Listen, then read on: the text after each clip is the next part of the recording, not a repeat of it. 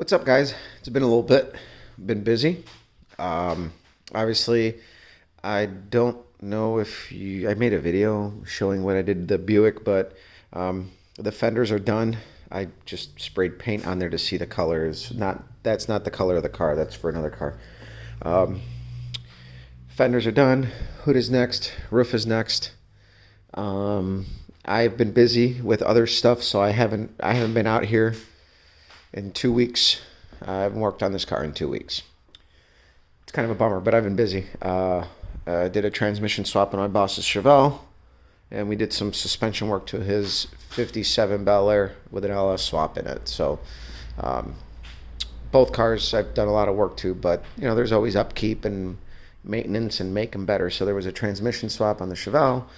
He opted for a different gearbox for the steering and a new power steering pump. And we noticed the water pump was also leaking. So that 1 day transmission swap job actually turned out into like a 2 week job as parts trickled in, and that kind of squashed a little time here. But it's all right. It's only June. We got time. And coolest thing though is having good friends goes a long way, because what do we have here? We have quarter panels for patch panels. So remember, I don't know if I mentioned this, but when you're going to go patch up a car, whether it be a fender or quarter panel or a door, you always try to find something that's close. And this is actually a quarter panel for a Supreme, a 71, 72, or even a 70 Cutlass Supreme. It's not an exact, but the wheel for the radius areas that I have to patch, this is going to save me a lot of time. Now, the indentation in here where the trim goes is not the same, but that is not an issue because, again, trying to shape this out is a pain in the ass. I can stretch the metal here and get that curvature, and this is actually for a GS, I believe. Again, these are freebies, and I'm not going to complain because we got really good sheet metal to work with. So I don't know if he follows or watches my videos, but thank you to, I'm not going to say names unless they're cool with it, unless they want me to, but big thanks for that, because those are freebies. Those are going to help me. And when I was over at his place picking that up, he actually has doors that I'm going to have my boss buy to get to patch up these doors. So we're going to take a door that the inner shell is rusty and crusty, but the outer panel is good enough for a patch. So this area is still good on those doors, and both of these doors need a little love in that area. So it's going to condense that big time, and we're not going to have to fabricate the patch panels, which I'm fine with, but you know what?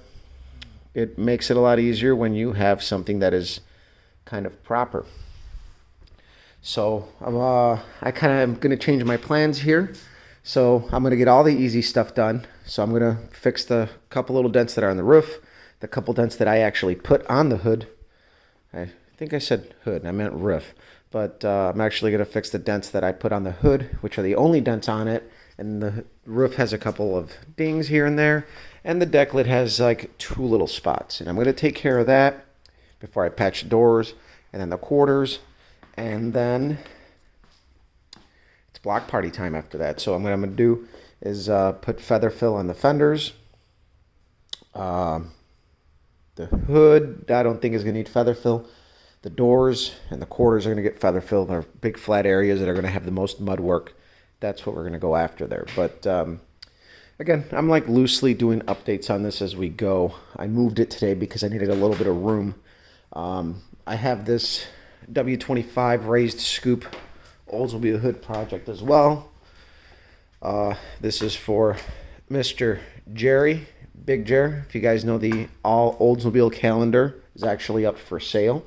Somebody wants to step up and continue that tradition of having the all Oldsmobile calendar. He is selling the website and the name, but this hood's for him.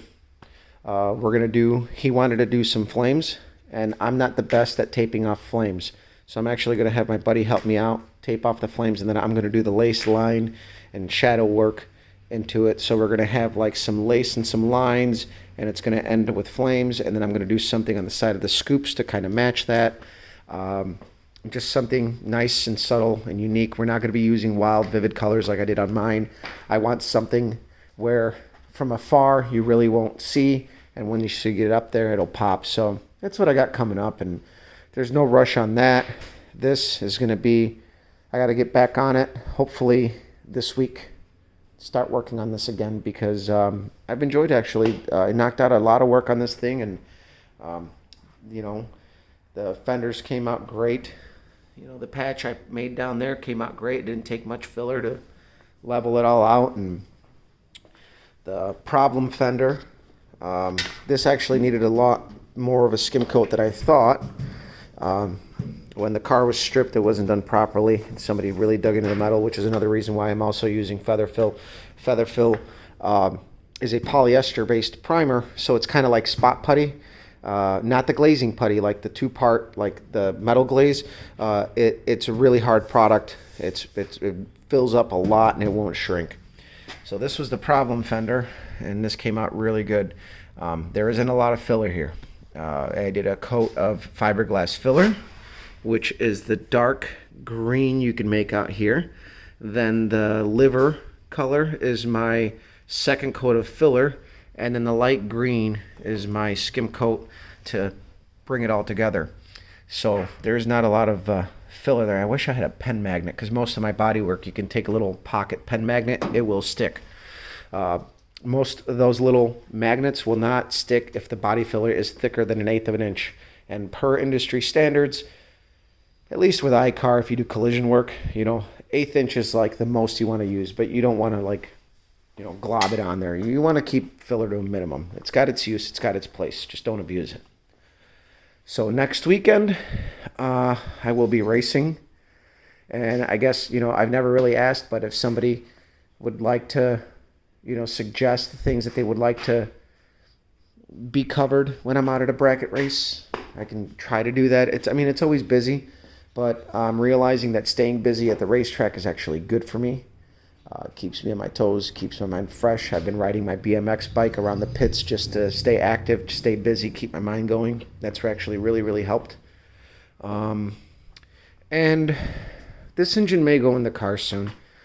Engine's still running good in the car, but I have the itch to just put it in, get it down. I'm going to paint it. I'm not going to leave it like that. I'm going to actually fucking paint it. And I also have the backup transmission. I think I'm going to put that in at some point as well. But either way, don't really have a lot going on. You know, we bailed on our engine projects, and now I have a bunch of core engines, but that's not a bad thing, I guess. I'm just going to hang on to stuff. Just bad and good all in one. But, yeah.